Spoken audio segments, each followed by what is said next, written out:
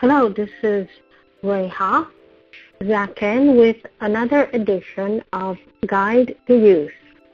On today's show, we're going to discuss beauty pageants. They have received a lot of attention on mainstream media, and probably a lot of mothers out there are being asked by their daughters, Mom, can I sign up for a beauty pageant, and will you let me compete? So this is probably on the minds of a lot of children out there. Beauty pageant, a child beauty pageant, is a beauty contest featuring contestants 3 to 18 years of age. Competition categories may include talent, interview, sportswear, casual wear, Western wear, depending on the type of pageant system, for instance, glitz and natural. Contestants may be found wearing makeup as well as elaborate hairstyles and custom designed and fitted outfits to present their routines on stage. But generally, beauty pageants, child beauty pageants, are mostly for girls. And for this reason, there's been a lot of criticism associated with this practice in our society. There are some beauty pageants for boys, but the majority stop at the age of 6 due to lack of participation and due to lack of acceptance by our society. So though for boys, beauty pageant options end by the time they're 6, girls can continue and enter beauty pageants their entire life up to being Mrs. Something or another, Mrs. State, Mrs. USA. Perhaps there is even a Mrs. Universe, I'm not sure. So pageants have different styles, guidelines, rules, and I think maybe the perception in your girls' minds is that when you join a beauty pageant, you get to be yourself, but that's entirely not the case. The beauty pageant requires one to be artificial. Okay, let's call it for what it is. It requires one to be fake. So, with that said, what are some of the things that one can learn when joining a pageant? There are many things that perhaps are useful and that contestants can learn from a beauty pageant, but is it worth the learning? Is it worth the rest of your life being profiled as a beauty queen?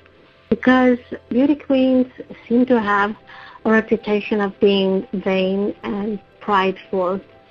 And perhaps one of the things that are stressed by beauty pageant organizers is humility, even if it is a fake humility.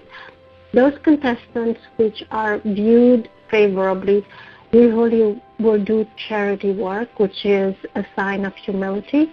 They will usually be part of a church group, which is an indicator that perhaps the contestant has learned about humility and is practicing it. But in reality, beauty pageants are not about inner beauty. They're about how beautiful of an image a contestant can project. As much as we like to think that the talent portion of a beauty contest has a huge bearing on the outcome, it is going to be the contestant who is most beautiful by that pageant standards who's going to win the game. So some of the lessons that can be learned from a beauty pageant is that when speaking, one should not use slang because slang doesn't always translate correctly, and that politics exist in every circle. Mean girls exist. They exist in pageants, in professional careers, in your friend circles, Sometimes they aren't even female, but politics exists everywhere. It is a fact of life that a beauty contestant needs to learn, and they need to learn how to navigate the politics of the pageant, and then later the politics of the inner office culture and other social traps. Most of the times, the politics aren't even at the top. It's the mid-level cultures. But the best rule of thumb is to be genuine if you can't be yourself. Be honest with who you are and how you think and what you represent, while at the same time projecting an artificial ideal of beauty. And this is no small task. So for children, the rules are a little bit different than they are for adults, but they are some rules that we still need to adhere. As much as we like to think that it's possible for someone overweight to win a beauty pageant, I don't think that has happened yet.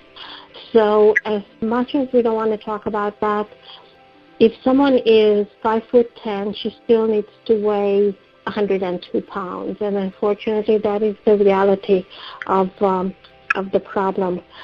And of course, then a contestant has to have a sponsor, and that's usually someone that will pay for all the costumes and will pay for the participation in the pageant. But overall, children beauty pageants are usually very stressful for both parents and children, and probably something that you want to think about seriously before entering. This is Rehaza Ken with another conversation on Guide to Youth. Please join me next time to talk about another interesting and relevant topic to teenagers between ages 13 to 19.